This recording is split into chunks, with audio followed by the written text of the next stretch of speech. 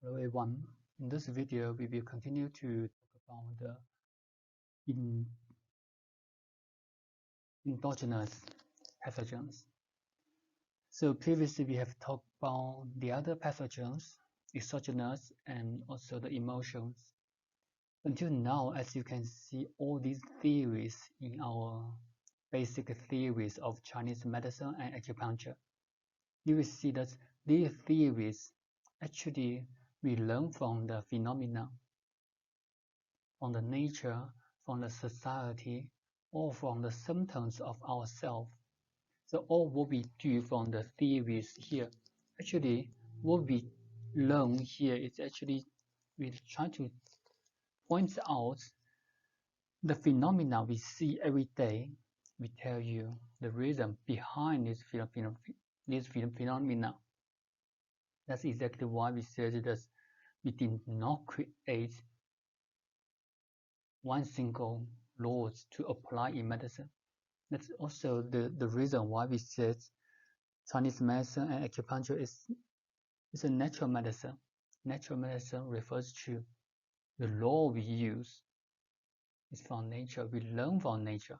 It's not something artificial, something we create. So the next improper diet. Improper diet is another endogenous factors. So when we said endogenous factors, that's compared with the exogenous factors. These improper diet also can affect the organs directly, especially for digestive system or the spleen and stomach. Diet is one of the most important aspects as human being, as a healthy human being. You see, when we talk about qi, we talk about essence. We talked about the innate essence. We talk about innate qi. On the other hand, we also talk about the acquired essence, acquired qi. The acquired essence and or acquired qi, where are they come from? They actually come from diet, mostly from the food. So this is the diet is the source of qi, but this diet refers to proper diet. And then improper diet will become the pathogens. So as you can see from here, then everything we talk about is balance. But what kinds of balance it exactly? But proper. So in order to discuss about improper diet, we need to understand what kinds of diet is considered as proper diet. There are two main aspects for proper diet. One is the time. You need to eat regularly. The second is the balance in the food. The balance in the food refers to that you need to eat everything, but not too much. So we don't eat one single food, or we don't use one single category of food only. This we consider as improper diet or imbalanced diet. And then the improper diet will cause the dysfunction of the spleen and stomach. To eat regularly, but now our human being has gradually developed from thousands of years habits. We have developed into this diet habits that we eat 3 meals a day, which are breakfast, lunch, and supper. But you see now some kids, some young kids, they don't eat breakfast. They only eat lunch and supper. So this kinds of habits, this kinds of diet, after a long time they will have, they're going to affect the spleen function. They're going to affect their digestive function, will cause the stomach ache or other poor digestive function symptoms, such as loose stool or even abdominal pain. So we need to eat 3 times a day, and also the food we eat. We need to eat meat. We need to eat all kinds of meat. We need to eat vegetable. We also need to eat all kinds of vegetables. These are actually very similar to the plants. You see that for a healthy plant, you need to water them with water. Also, you need to water them with fertilizer. So you can't water the plants with fertilizer only. They won't grow well.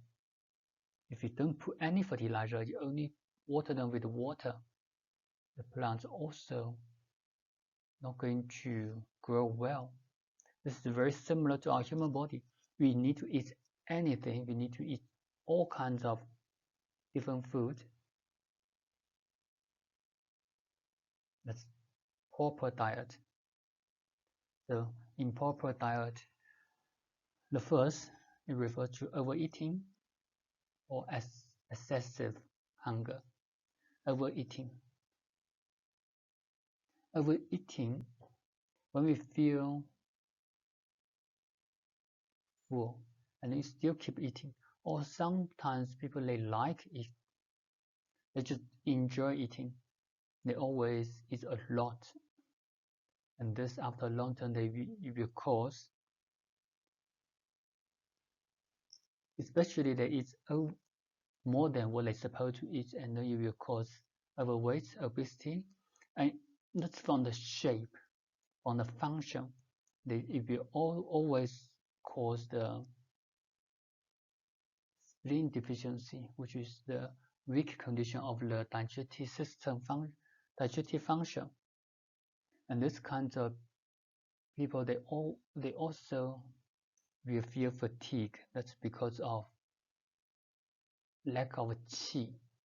Because when you see your system, your body system, suppose the qi in your stomach or the qi in your spleen supposed to digest one portion of the food, and then that's enough for your energy for the whole day. But for instance, the same spleen function, the same spleen qi and stomach qi, and then you eat 2 portions of the food, which means this function needs to digest 2 portions of the food, which is supposed to be 1 portion. So you actually adding the workload of the spleen function, and then when you adding the workload to the spleen function, when they don't digest well, you're going to cause fatigue and also poor digestive function, symptoms such as overweight, obese, or distending food, or nausea, vomiting, diarrhea, or even worse situation is that people will feel aversion to food. They don't want to eat. When they see some food, they don't feel good. That's overeating. And overeating, especially, and these causes and results, sometimes the results will become the causes again. So when they overeat, when the spleen function or the digestive function could not digest the amount of food, and then the excess food stay in the body will become dampness, which we have introduced before, or phlegm, which we are going to introduce in the next few videos.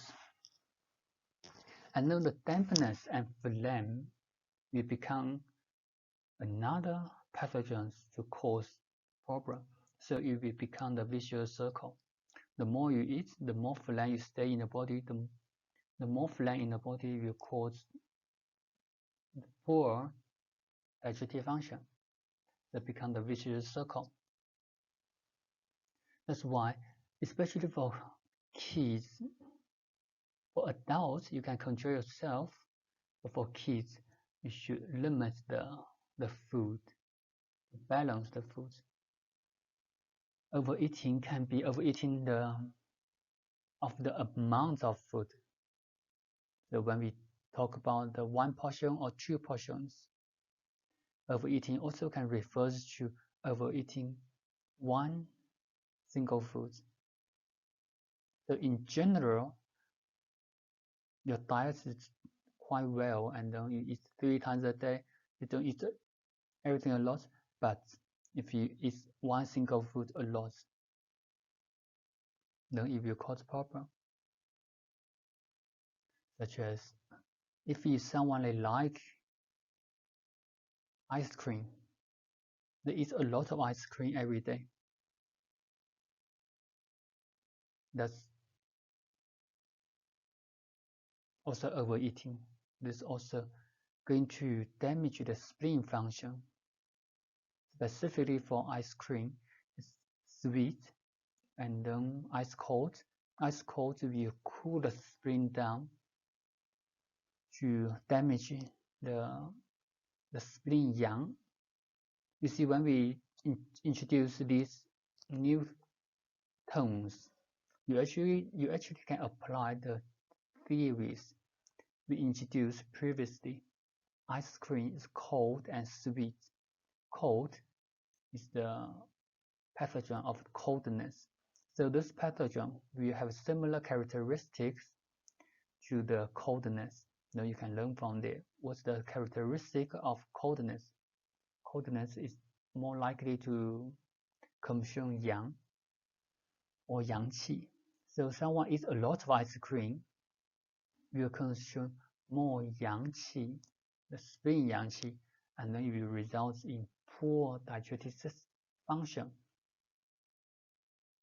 which the symptoms can be nausea, distending food, distending abdomen, or stomach ache, abdominal pain, diarrhea, or stool with undigested food.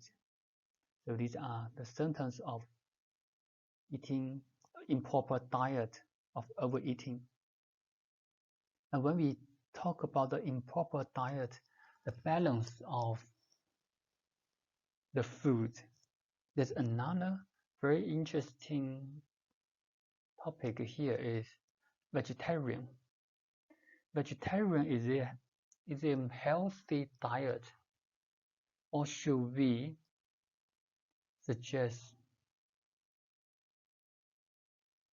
vegetarian? This kind of diet, they only eat vegetables. They only consume the vegetables. You see, this is also imbalanced diet. That's why it will consider as improper diet. Because if, in this case, you eat one single or one group of food all the time. So the proper diet or balanced diet, you should eat everything. And overeating, when we talk overeating, we need to know what's not overeating or what's normal. So normal diet, normal food we eat, we should eat approximately 70 to 80% full. So if you eat, like for instance, if you eat 200 grams of rice or spaghetti, then you feel full. The proper diet is that you're going to eat about 150 to 180 grams of spaghetti. That's a proper diet. So you don't eat too much. And the second is the hunger, especially excessive hunger. Excessive hunger can be objective, also can be subjective. For the objective, there's something you have no choice, especially for some poor area. They don't have enough food. So in this case, the excess hunger will cause the acquired qi deficiency. So they have lack of acquired qi. They don't have enough excess qi, which is the nutrition of our body, the qi and blood. So in this condition, they're also going to damage the qi and blood. And in this case, the person will have like poor internal organs function because these organs don't have enough food supply or qi and blood supply. In other words, in this condition, the people are more likely to become sick, or their body constitution, or in other words, the healthy qi of their body is weaker. That's why they are more likely to be sick.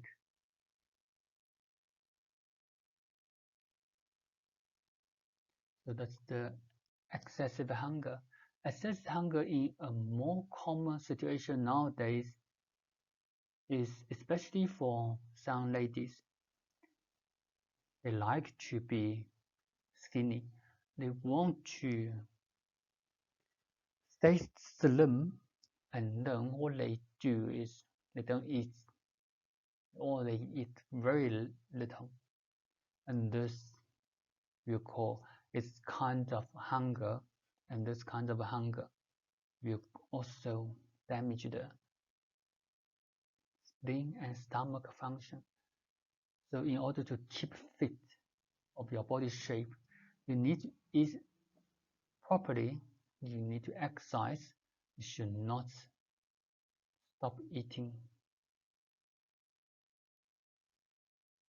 And also in terms of proper diet, we mentioned here, in South Africa or in many Western countries, you can see from YouTube some videos there. You can see some guys, they like to gym to build the muscles, and from that diet, sometimes also considered as improper diet, especially when they try to gain the muscle or try to lose weight. So when a new theory or a new diet introduced to you, you need to think about, is it healthy or not? What's the purpose of exercise? We do not exercise for exercising. We exercise for health. But in other words, if you use unhealthy way or unhealthy method to exercise, how can you achieve the targets of healthy? So after you study acupuncture, after you study all these theories, you need to use these theories to think about your daily life, to think about your lifestyle, your diet habits. Chinese medicine is not something in the ivory tower or in hospital only or in theoretical fields only. Chinese medicine and acupuncture is in your daily life. After you study here, you need to live in this kind of healthy way. That's the only way to be healthier or to be longevity. So that's one part of improper diet, overeating and excess hunger. The second is unhygienic food. So if the food is polluted, such as the picture there, if cooked food have flies there, or even some contaminated food. If we consume this food, we will be sick. Or specifically some food was polluted by some parasites. It was eaten by a human being, we also going to be sick. That's from the unhygienic food. The last aspect we going to mention is the food's predilection. Food predilection means that sometimes some people that prefer to eat certain kinds of food. For instance, someone they prefer eat cold food or hot food. That's different preference. Just in general, same as the improper diet. What kind of diet is proper? Same as here, the food predilections is supposed to be in balance, which means this food is neither cold nor hot. It's warm. That's something in between. If someone they prefer cold food, they eat a lot of cold food, such as nowadays, if you eat salad, and especially for vegetable salad, and then you eat them cold, while it is cold, all the ice cream we mentioned just now, if we eat a lot of this for a long period, this cold food can damage the spleen yang qi, cause the coldness in a spleen, and then after a long time you may experience the poor digestive function, which is symptoms similar to the previous symptoms we have mentioned. And hot food refers to not only the spice, the hot food can refer to the temperature or the property of the food, which are like deep fried. If someone they like to eat deep fried food, like the bakeries, if they prefer to eat those food a lot, and then it will cause internal heat in the body. And the internal heat in the body, you can refer back to this exogenous pathogens. The fire, what kinds of characteristics the fire will have? Someone that eats a lot of hot food may experience those kinds of symptoms. For example, especially some kids, if they eat a lot of fried food or deep fried food, like chips or fish and chips,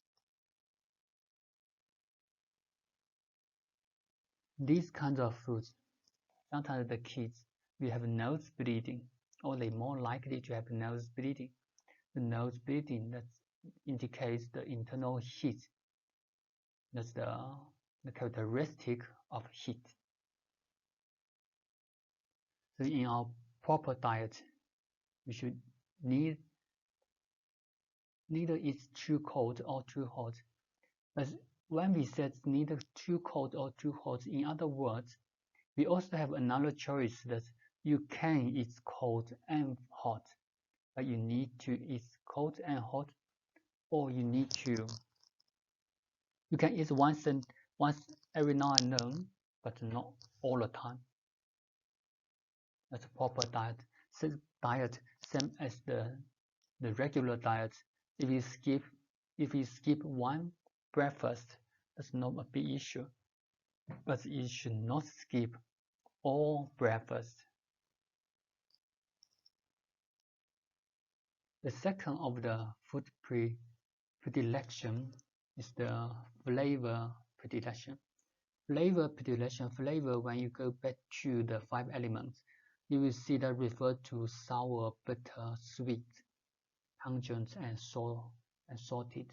So these kinds of flavor They also need to be balanced. You need to eat all kinds of flavors, but you should not eat one of them too much. Especially if here, especially in South Africa here, people here they eat a lot of sweets, either in sweet form or sugar. So this sugar will go to the spleen and cause phlegm, and the phlegm, excess phlegm, will become another pathogen, will cause other problems either from the spleen or from overweight. It's one of the example of the spleen of the sweet.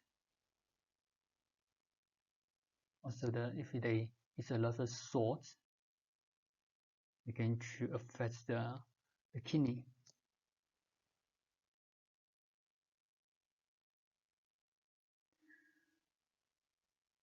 The last aspect is the predilection of specific food. Specific food, this is not common in the city now, especially for the pesticides. Sometimes some patients they eat some we don't consider as food. If they eat something special, not even food. If, for instance, someone they prefer to eat some earth or soil from the ground, then they might experience with pesticides or the predilection of specific foods, or they don't like specific food. For instance, sometimes the people they don't like oily or greasy food. That can indicate the liver problem, especially for the inflammation of the liver or jaundice. If you have the chance to see the jaundice patient, you will see they don't like greasy food.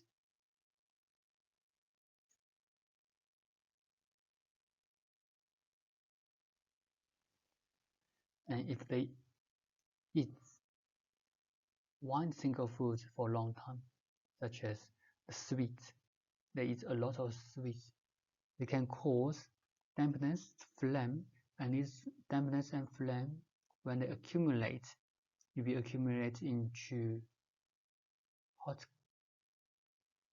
excess hot, and then you can cause vertigo, overweight, obesity, stroke, or diabetes. So these you can see when we discuss all these diseases, you will see many diseases actually are from our lifestyles and also your diet. So that's the pathogens of improper diet. In order to understand what kinds of diet is considered as improper diet, you need to understand what's proper diet. The next pathogen we're going to talk about is improper work and rest. Improper works refer to overexertion. The overexertion refers to the excessive physical work, excessive mental work, and excessive sexual activities. So for the first excessive physical works, as you can see here, they all start with excessive, which means this overexertion means excessive. You should not work that much, but you actually work too much.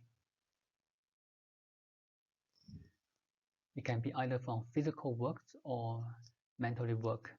So for physical work, if you work too much, the most common symptoms is tired. Well, that's the fatigue or tiredness, even in speech. You don't want to speak because of tired. And this kind of tiredness is also due to the internal organs qi deficiency. As from the physical work, excessive physical work cause the organs qi deficiency. You actually use excess of organs qi, and then the excess organs qi cause the qi deficiency, which will result in fatigue or sweating or easily sweating. These are because of the qi function. The excessive physical work also will cause the physical impairment, such as the joints, the muscles, and nowadays what's more common is excessive exercise, such as marathon, running, or someone that dream a lot, they over dreaming. These kinds of excess exercise also considered as the physical work. After a long time, you're going to damage the knees, the joints. So that's why we set the balance. Even when you go to the gym, you need to balance the stuff you were doing there. The other excess work is the mental work. The mental work is something what we are doing now. Now is not everyone work physically, but some or many of us work in front of your computer. You work like mentally. This mental work, we also need to balance them. You need to work, you need to rest. You should not work for too long hours or heavy load. And this excess mental work will affect the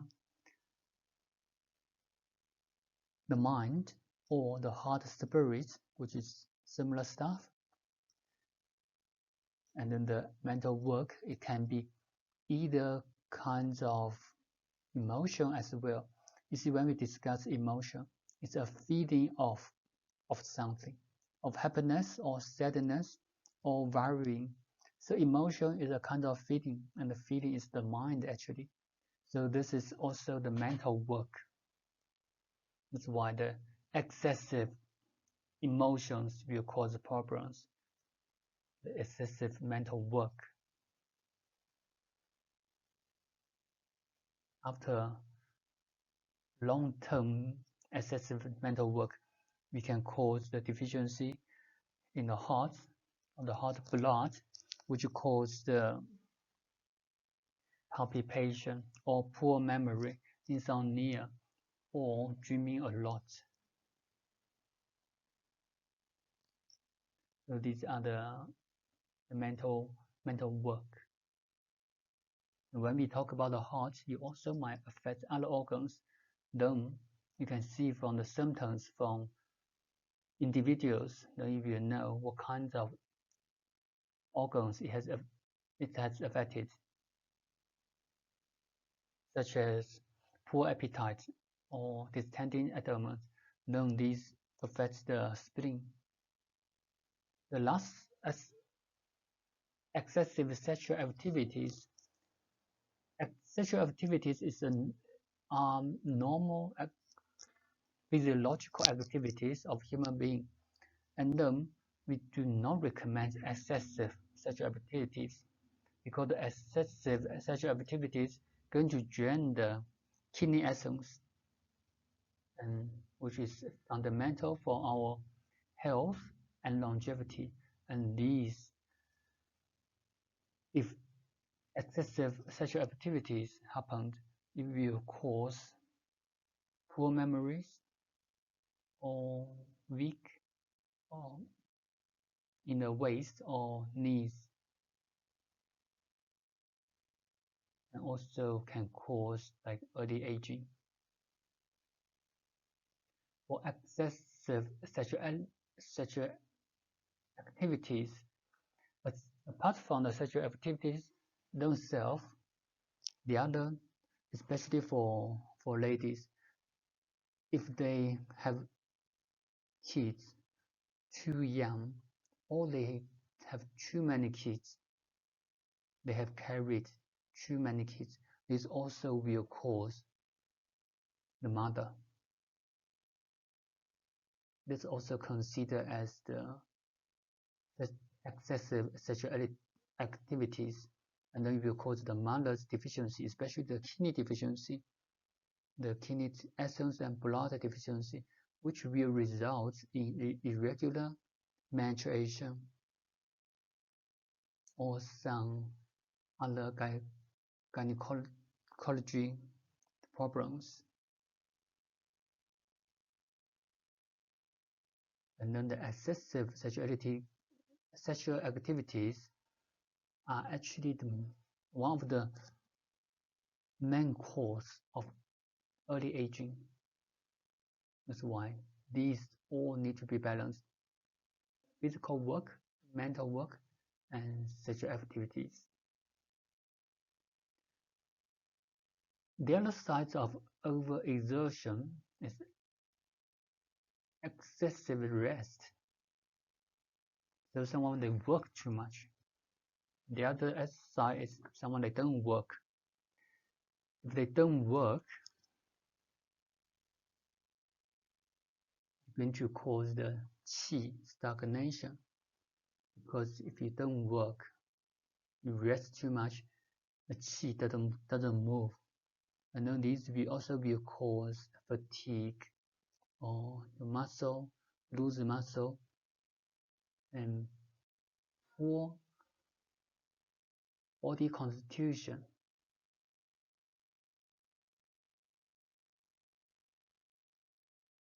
And excessive rest can be physical work or mental work. So if you don't work physically, or you don't exercise, that's excessive rest. Physically, you're going to cause the qi of your physical body, of your internal organs, the flow slower, which is stagnation, results in poor or weaker body constitution. The other aspect for the mental work, if you don't exercise in mentally after a long time, you also will cause fatigue, poor memories, or very battery reflections. So these are the endogenous pathogens we have mentioned, from the emotion, from the improper diet, from the improper work and rest. So these are the main exogenous pathogens. In the next video, we're going to introduce the pathological products as the pathogens. Thank you, guys.